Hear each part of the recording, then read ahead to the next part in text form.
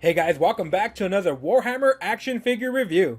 From McFarlane Toys, we have the Lieutenant Titus, a character from the Warhammer video game Space Marine 1 and 2. Checking out the box, we have the figure in full display in that new modern style packaging, with the large clear window showing off all the accessories and figure. Over at the back of the box, we have a full portrait of Titus, noticeably without his helmet and showing his face. On the side, we have a black and white art of the Emperor, with the name of the figure and some other logos.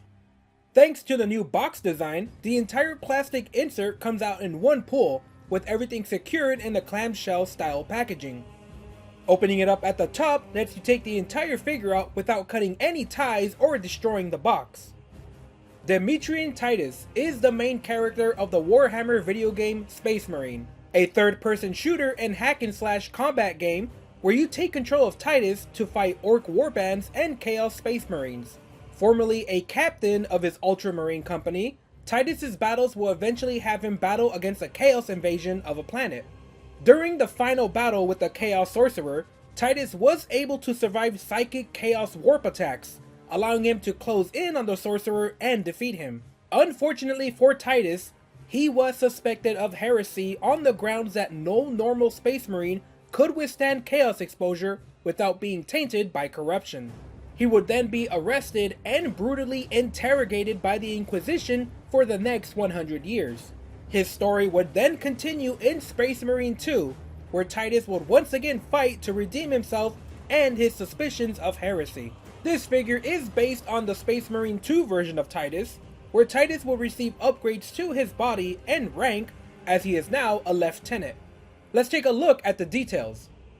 Expressing an angered frown, we actually have a lot of details in the sculpt, from small wrinkles in the skin, scars, and even his silver studs embedded in his forehead. Unfortunately, while the paint is applied very well, it's so weird looking. The beard stubble effect makes his skin look sickly, the lips are far too dark red, making it look like he's wearing clown makeup. Like I said, the sculpting is actually really good, showing off each individual small strands of hair, a detailed ear, overall a great sculpt ruined by some odd painting choices.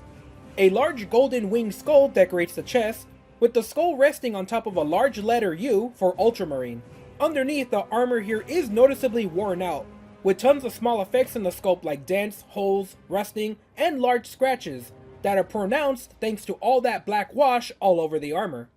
Over at the back, we have come not to expect a lot of detail going on here, as this area will be covered up with a large backpack later on in the review.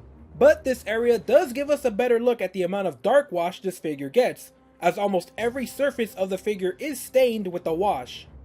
A noticeable upgrade in sculpt and paint can be seen here in the shoulder armor. We have a detailed golden trim around the edges covered with rivets, and a pattern at the bottom. At the center of the shoulder armor, we can see a large skull on top of a red 13-pointed star, and a banner sculpted underneath with the words Ultra written on it. We can see here how that black wash stained the edges and the eye sockets of the skull. Towards the back of the shoulder armor, we have two small purity seals hanging here, where we can see the very tiny details like the scribbles in the paper and another letter U. The left shoulder is much less detailed, but still adorned with a large white letter U, and some very large scratches cutting into the sculpting pretty deep. Black chains are wrapped around the arms of the figure, as a throwback from when Titus was in his Death Watch squad. Looking closely at the panels and fingers of the armor, we can see all that dark wash in there, giving the detail a lot more definition. For the belt, we have a small golden skull on the blue buckle, and a brown leather belt wrapping around the waist with the cloth tabard hanging underneath. The cloth has a thick fabric texture to it, and hangs down to the knees. Hanging from the side of the belt is a small relic case, holding two small bones, most likely from a fallen Space Marine. Also attached to the belt is a small plate of armor with no noteworthy details. Over at the back, two large brown leather pouches hang from the belt, detailed with stitching and locks at the middle. A similar design to all other Space Marine thighs and underarmor is used here, although we can notice the extreme uses of wash here, making the entire area look dirtied and filled with grime. The armor right kneecap is painted white, with another Ultramarine's U letter at the center. This area, like the rest of the armor, features a ton of battle damage details, including some actual large chunks and chips breaking up the armor. Over at the left leg, we have a golden skull and wreath with the leaves spreading to each side and a small purity seal hanging from the back.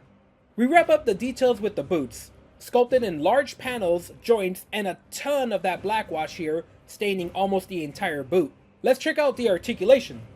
We have a ball joint at the head that allows bending side to side and full rotation. Removing the head shows off the neck plate, allowing us a bit of forward and back bending. Just like all the other Space Marines, we have a ball joint at the shoulder armor, allowing it to slightly bend for a bit more range on the shoulder. The shoulders do rotate all the way around, and opens just enough to point to the side, where the shoulder armor blocking the rest of the range here is unable to move anymore. We have rotation at the forearms, double jointed elbows that would have a tighter range, but once again the bulky shoulders will stop the rest of it. Wrists that rotate and bend up and down, a ball joint at the chest allowing circular bending and rotation, as well as another ball joint at the waist with a similar range of motion.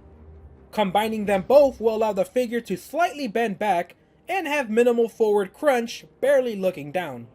The legs do open up, but are blocked by this plate. Luckily it's soft plastic, so it'll bend just a little bit to give you more range. We have great forward and backwards range before that plate starts restricting more range here. One thing to note is that we have no rotation here at the thighs. Double jointed knees that bend back, but the bulky sculpt stops a tight bend. Once again, no rotation here. Boots that bend up and down with no rotation, and missing the toe joint that we normally see here. Similar size and height to the original Marine, Titus is noticeably darker thanks to all that wash, staining the armor a darker blue. Next to the Eliminator, the smaller frame and cloth goods does give it a slightly taller profile, but overall the differences between the bodies are minimal. We have the same scale with the Chaos Space Marines, with the only difference is the added bulk from the spikes and helmets. McFarlane scales everything to the 7 inches, so even a human-sized Doom guy stands just as tall as Titus in Space Marine armor. Next to Hasbro that uses the more common 1/12 scale figures, these 6-inch tall characters look small compared to McFarlane's scale. Even across multiple series of figures, it just goes to show how big the scale of McFarlane is. Jada Toys is on the 1/12 scale as well, but they are more true and accurate to their character's size. Slightly smaller than Hasbro, these figures are starting to look incompatible with each other, although I guess some people would prefer human characters to be this small. We have a standard helmet for Titus, marked with the white and red stripes down the center and a golden skull. McFarlane joints are easy to pop off and reinstall. While the joints are large and sturdy, it helps to warm up the sockets to put the heads back on more easily. While the original head had the paint go terribly wrong, the alternate helmeted head looks amazing. The red and white stripes are vibrant, while the gold skull and eye lenses stand out. We can notice that the head also received a ton of that black wash, staining the breathing sockets and corners of the sculpting. Over at the side, we can see how the black wash stained the corners and edges, making those details pop out. Even at the back, the wash adds more definition to the edges of the helmet.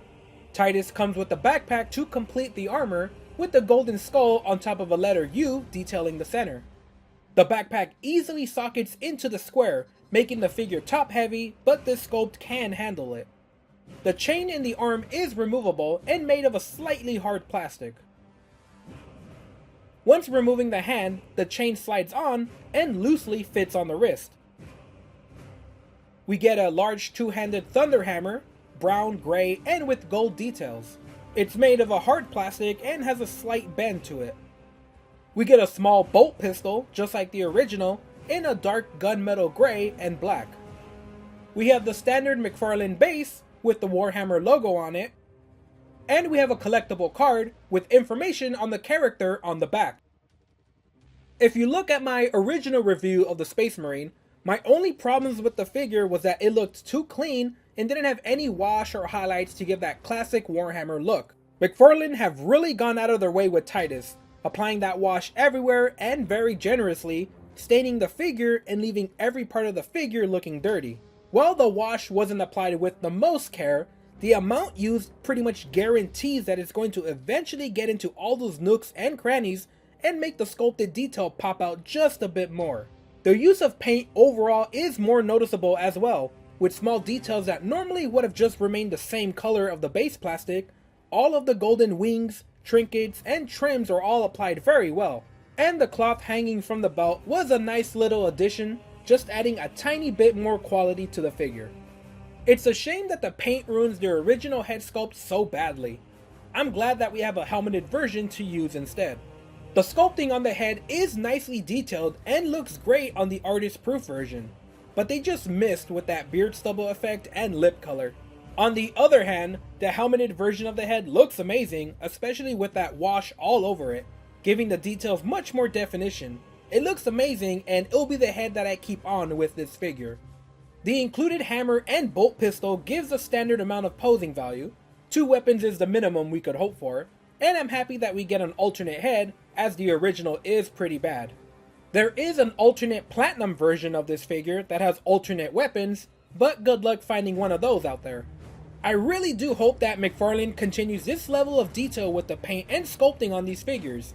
Since they all mostly use the same base body, there's not much difference between the characters other than the paint.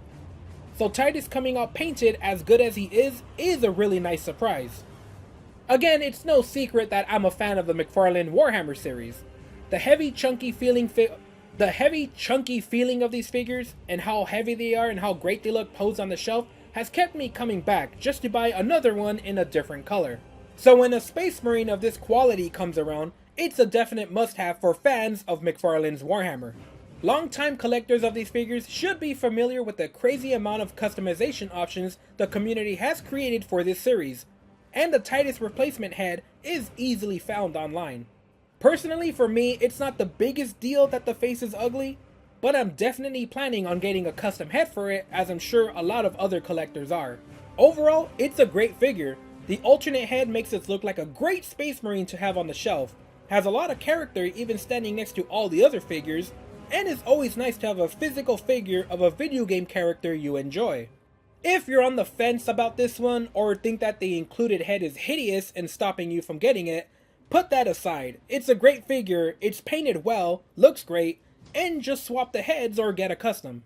Definitely don't miss out on this release just because of the head. Alright guys, that's it for this review. Leave a comment letting me know how you like this figure, subscribe or share this video with your friends to help out the channel.